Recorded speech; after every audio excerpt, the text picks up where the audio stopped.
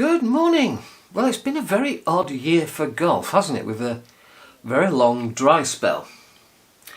I figure that out of 4.5 months we had roughly 1 hour of rain, split into 5-minute intervals. It really didn't do much here.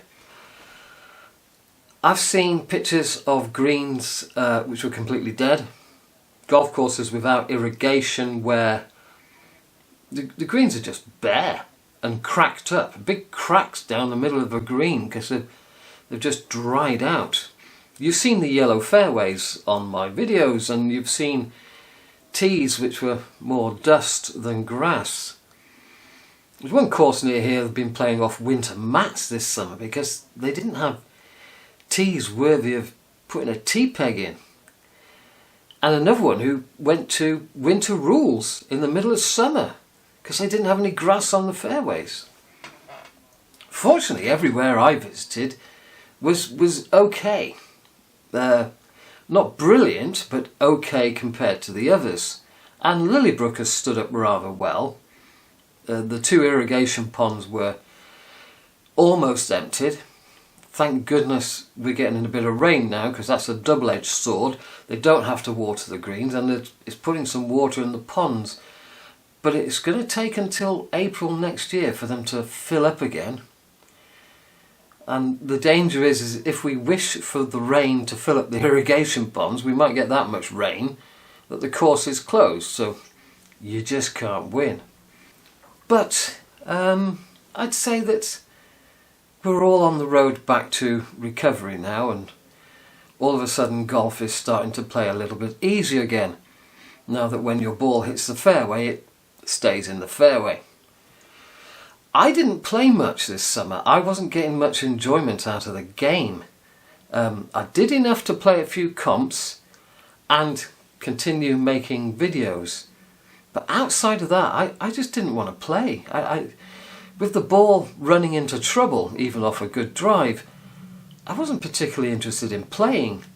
And if you're not interested in playing, then you're not interested in practicing. So my game has been on a little bit of a downturn from time to time. Which brings me on to the WHS that does strange things. So I beat my handicap about 3 times this summer, despite the difficulties. The one round I played, I was 2 under my handicap. So do you think I got cut? Do you think my handicap stayed the same? Or do you think my handicap went up?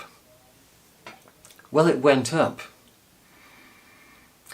See, the trouble with the WHS is something that you did 2 summers ago has more relevance to your handicap than what you are doing today. So although I beat my handicap, I didn't beat my handicap by as much as I did 20 rounds ago, which was 2 summers ago. So my handicap went up. The next 2 rounds, I was 1 over my handicap, and my handicap went down. Both times. Yeah, the WHS doesn't really work. If something you did 2 years ago, as I said, has more relevance than what you are doing today, then there is something very, very wrong with that. Of course, I'm not the only one to experience that. Many people have, where they've beaten their handicap, a good score's dropped off, and their handicap's gone up. That's stupid. My Kongu handicap, which I still keep a record of because I believe that is the better system, is actually 5.8. And in a recent Royal and Ancient poll that they did, 73% of the respondents said they wanted to go back to Kongu. So there's a dislike for WHS, but the governing bodies aren't listening. In a recent Southwest of England meeting of PGA Club pros, when asked the question about the WHS, there wasn't a single club pro in favour of it. Of course, they get to see what we're doing, don't they? Because you go into the pro shop, you pay your entry fee into the competition. The computer for banging your scores in, might be on the desk, or it might be on a desk in the hallway outside the pro shop. So they see the scores coming in. And the other thing they see is the amount of time it takes for people to actually play golf now that we have higher handicaps. And the higher handicaps are making a mockery of this sport. We've lost track of the fact that this is a sport where excellence should succeed and mediocrity should fail. To give an example, Club Championship, 36-hole medal competition played on a Saturday and Sunday. The worst I have heard this year, and I went on How Did I Do afterwards, after I'd got the email. I went on How Did I Do, looked up the golf club and looked up the Club Championship just to confirm that these figures were correct. First round, 141. Now this golf club does not have a cut between the first and the second round. So in the first round you go out in handicap order low to high.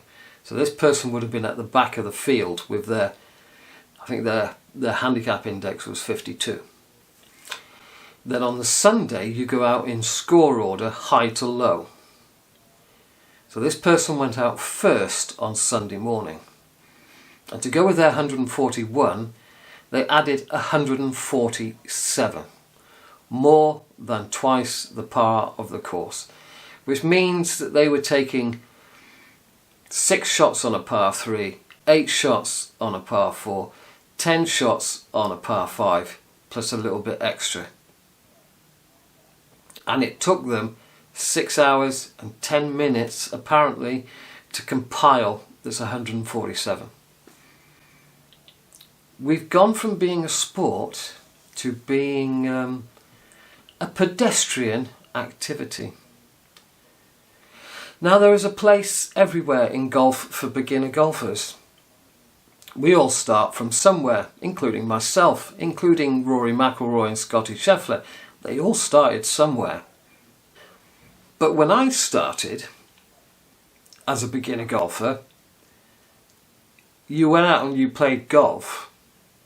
And you got to a standard where you could then put 3 cards in and where you could enter club competitions, by which time you had learnt to play the game.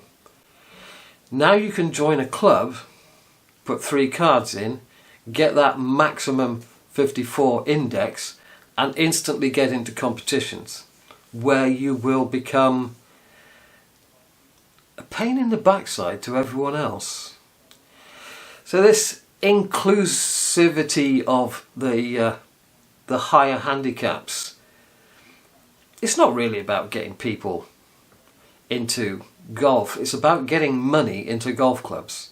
It's about getting people who can't play the sport to attempt to play the sport and spend their money in golf.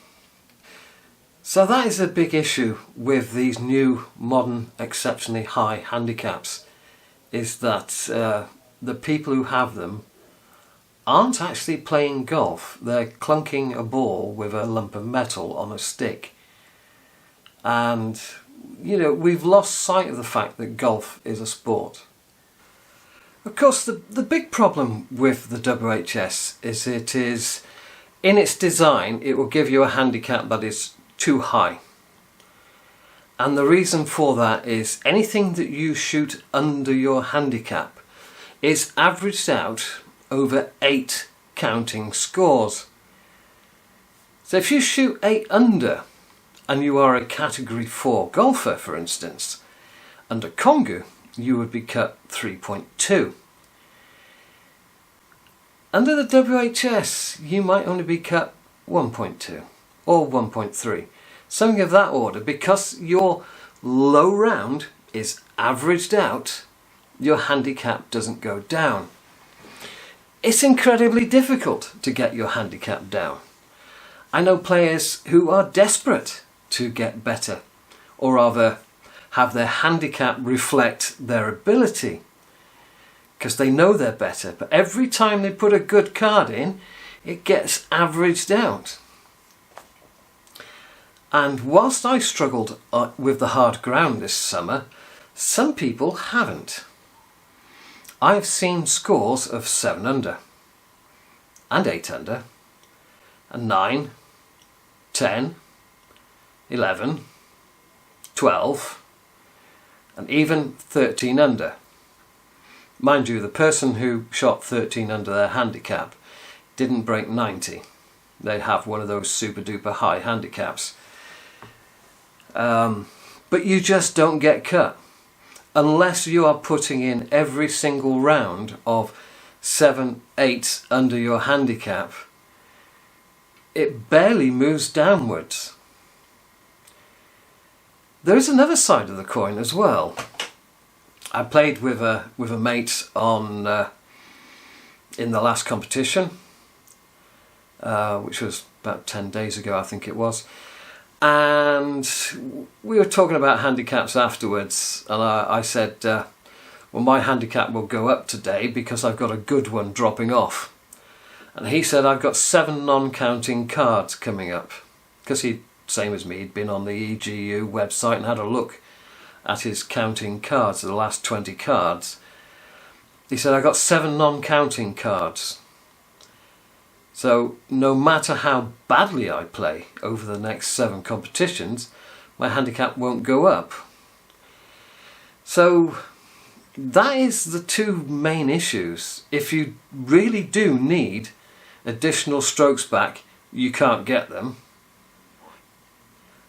And if you're trying to get down, then you have to play continuously under your handicap. You're not allowed an off week. And of course, as you are putting cards in, you might be losing good cards off the bottom end of your 20. So the result is everyone's got an inflated handicap, even myself. As I say, under Kongu I would be a 5.8 getting 6 strokes. But at Lillybrook I get 8. Because of yet another quirk of the WHS, is they've changed it now to stroke rating minus par. Now at Lillybrook the stroke rating is 70.6. It was always rounded up in the old days to 71, which means that when I stand on the first tee as a 6 handicap I get 8, or if I stand on the first tee off the yellows I get 7. And then if I go to an easier course, I might look on the handicap chart by the first tee and find I've only got 3. That's pressure, only getting 3. But yeah, the system just doesn't work. Now they've been trialling a system in Ireland. They've finally recognised that, one, low figure golfers don't take part in competitions anymore because they are uncompetitive. Guy the other day shot 66, and in order for him to actually win the competition he would have had to have shot a 57, a gross 57, because the winning score was 11 under, so he would have had to have shot 12 under for a 57. So single figure golfers aren't taking part. I mean, I'm not keen on taking part. Why should I every week? Or 3 times a week when I'm retired and taking part in 3 competitions a week. Why should I be giving £15 a week to somebody else? Stupid. I don't want to take part. But also those who do take part don't win. They don't come anywhere close to winning. So in Ireland, they've been trialling 85% and 75%. See, over here, you'll turn up to enter a competition. They've already recognised that you've got too many shots, so they make you play off 95%. But in Ireland, at the discretion of the competition secretary at the club, they can play a competition off 85% or as low as 75%. So your 32 handicapper is having to play off 24. Oh dear, how sad. But they have found that by playing off 75%, they're getting single figure golfers back into actually taking part and occasionally winning 1 or 2. but it shows how bad a system is, where you've got to force the high handicappers to play off 75% of their handicap to actually encourage a 2-handicap golfer to take part. Just one thing, Ryder Cup is coming up, on paper at least. I would say that the American side is one of the weakest I've seen in terms of number of major winners. You know, normally an American side is full of players who've won 1, 2 or 3 or 4 majors. This time there's not many major winners.